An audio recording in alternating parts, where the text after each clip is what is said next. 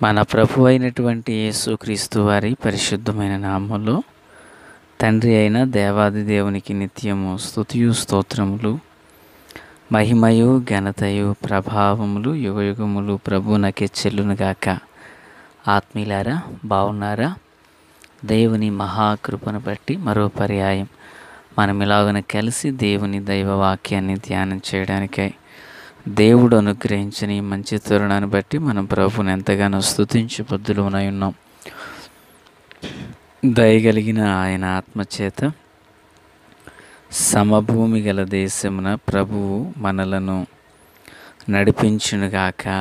ఆమేన్. నేటి దిన పునరుత్థాన ఆరాధన మనం చదవవలసిన వాక్య పఠనాలు, వినబోతున్న వర్తమానాలు ఇవిగో మీకు ముందుగా అందించబడుతున్నాయి. సకాలానికి సిద్ధపడి ఆత్మీయులారా, ప్రభు సన్నిధి నిలవాలని ప్రేమతో ఆహ్వానాన్ని తెలియజేయచ్చు ఉన్నాను. సంతోషం. నేటి దిన వాక్య ధ్యానమై ఆదికాండము 25వ అధ్యాయం 11వ వచనం. అబ్రహాము మృతి నొందిన తరువాత దేవుడు అతని కుమారుడగు ఇస్సాకును ఆశీర్వదించెను. అప్పుడు ఇస్సాకు బెయేర్ లహాయిరోయి దగ్గర కాపురం ఉండెను. ప్రార్థన. తండ్రి దేవా స్తోత్రాలు.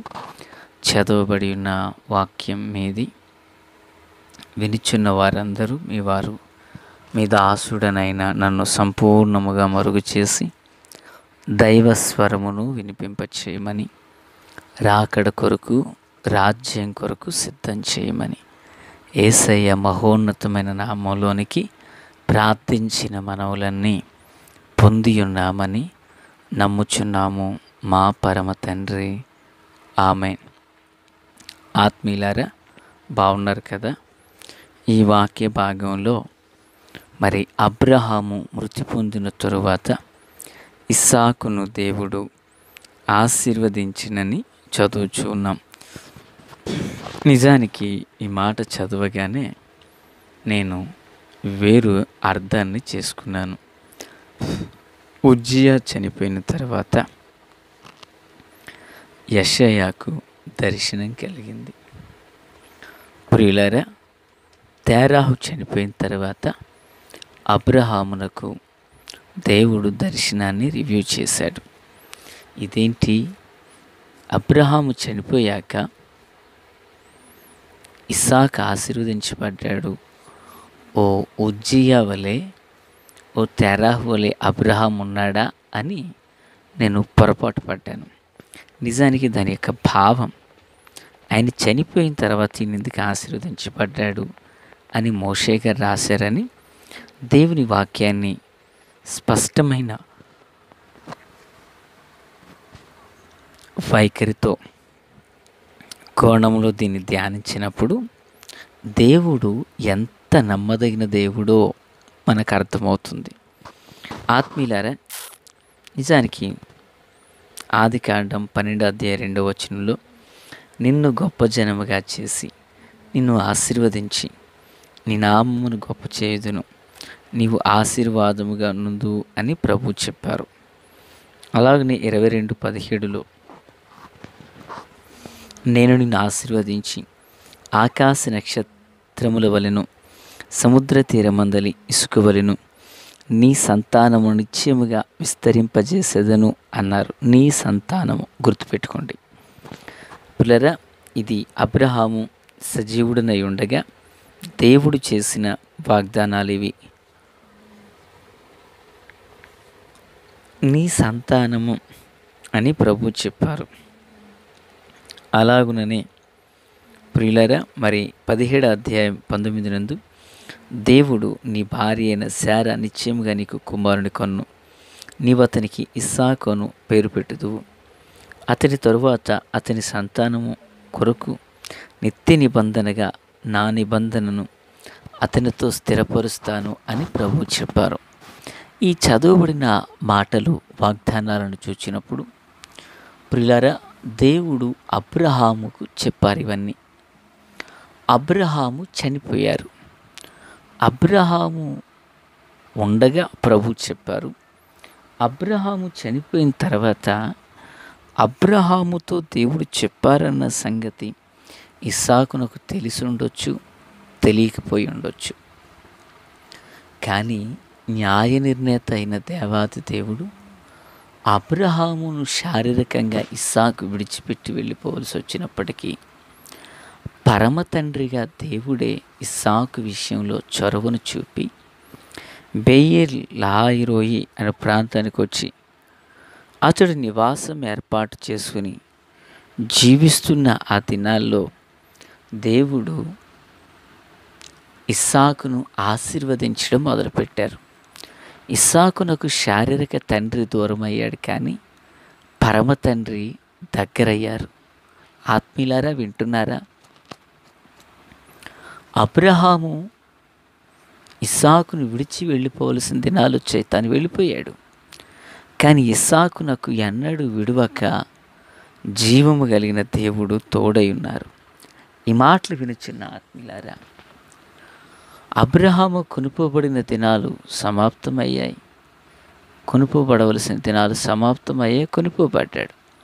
కానీ జీవాధిపతి అయిన దేవాది దేవుడు అబ్రహాముతో చేసిన నిబంధనలను, అబ్రహామునకిచ్చిన వాగ్దానాలను తన సంతతి అనబడిన ఇస్సాకు జీవితంలో నెరవేర్చడం మొదలుపెట్టారు. అంటే మనుషులు మరిచి వెళ్ళిన మహోన్నతుడైన దేవుడు తన కార్యాలు చేయడం మొదలుపెట్టారు. ఆత్మీయులారా, ఈ మాటలు వినిచిన దైవ జనాంగమా, దేవుడు ఎంత నమ్మదగిన దేవుడు! మాట ఇచ్చి మరువక, అబద్ధమాడి పశ్చాత్తాపపడక తన కార్యమును ఎంతగా సఫలపరుచుచున్నారో గ్రహించారా? ఈరోజు దేవుని బిడ్డలుగా మన జీవితంలో మనము ఒక్కసారి వెనక్కి చూసుకున్నప్పుడు మన జీవితాలను, మనల్ని మోసం చేసిన వాళ్ళు ఎంతోమంది ఉంటారు. కొన్నిసార్లు తెలిసి తెలియక మన చేత మోసపోబడిన వాళ్ళు కూడా మనకు గుర్తుంటారు కొందరు. అఫ్కోర్స్ అవి పెద్ద పెద్దవి కాకపోవచ్చు, కానీ మనం కూడా కొందరు మోసం చేసాం తెలిసి తెలియక, అవసరాన్ని బట్టి, సమయాన్ని బట్టి, ఆనాటి పరిస్థితులను బట్టి. ప్రియులారా, మోసం చేసాం, మోసపోయాం. కానీ ఇక్కడ సందర్భం ఏంటంటే, తండ్రి అయిన అబ్రహాము మృతి నొందిన తరువాత ఇస్సాకు మోసపోయినట్లు లేదు. ప్రభువు ఇస్సాకును ఆశీర్వదించాడు. ఆత్మీయులారా, దేవుడు ఎంత నమ్మదగిన దేవుడు! అబ్రహామునకు ఇచ్చేదనని చెప్పిన వాగ్దానాలు తన కుమారుని జీవితంలో నెరవేర్పులోకి తీసుకురావడం దేవుడు మొదలుపెట్టారు. కనుకనే పిల్లరా, మన అనుదిన జీవితంలో ప్రథమ స్థానాన్ని దేవునికి ఇవ్వాలి. దేవుడు ఎంత నమ్మదగిన దేవుడు చూడండి. ఈ మాటలు వినుచిన నీ జీవితంలో నిన్ను మోసం చేసిన వాళ్ళు ఎంతోమంది ఉండొచ్చు, కానీ దేవుడు ఎన్నడూ మోసం చేయడు. కనుక నేనైనా మీరైనా ఎవరమైనా దేవునికి మన జీవితంలో మొదటి స్థానాన్ని, మనకు కలిగిన దానిలో ప్రథమ ఫలమును, ప్రథమ స్థానాన్ని ప్రభుకు మనం ఇవ్వాలి. ఎందుకంటే ఆయన నమ్మదగిన దేవుడు, నీతిమంతుడు, నిష్కళంకుడు, నిరపరాధి, నిన్న నేడు నిరంతరం ఏకరీతిగా ఒక్కటై ఉన్నవాడు. ఆత్మీయులారా, మరి ఇస్సాకును ఆశీర్వదించిన దేవుడు, ఓ తండ్రిని పోగొట్టుకున్న ఇస్సాకును ఆశీర్వదించిన దేవుడు. ఈ మాటలు వినిచిన నీ జీవితంలో నువ్వు దేనిని పోగొట్టుకుని ఉన్నా? సంతోషాన్ని పోగొట్టుకుని ఉన్నావా? ఆనందాన్ని పోగొట్టుకున్నావా? ధనాన్ని పోగొట్టుకున్నావా? ఆరోగ్యాన్ని పోగొట్టుకున్నావా? ఎనీథింగ్, ఏదైనా, ఏది నువ్వు పోగొట్టుకున్నా తిరిగిచ్చే ప్రభు ఒక ఆయన ఉన్నారు.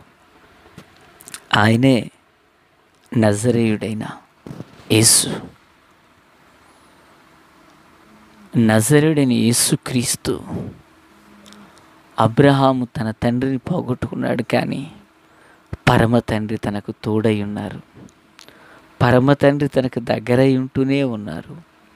ఆత్మీయులారా, ఆ పరమ తండ్రి మూలమున అబ్రహాము ఆశీర్వదించబడ్డాడు. నీ జీవితంలో నువ్వేది పోగొట్టుకున్నా తండ్రి సమ్ముఖంలో నిలవాలని ఆలోచనతో ఉండు. నీ జీవితంలో ఏది పోగొట్టుకున్నా దేవుడు తిరిగి నీ చెంతకు దాన్ని అప్పగిస్తాడు.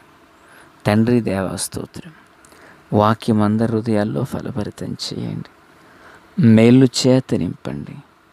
వాక్యాన్ని గ్రహించుకునే కృప నాకు మాకందరికీ దయచేయండి. యేసు నామమున ఇది నా ఆరాధనలన్నిటిలో తోడై ఉండండి. ఆమేన్. Praise the lord.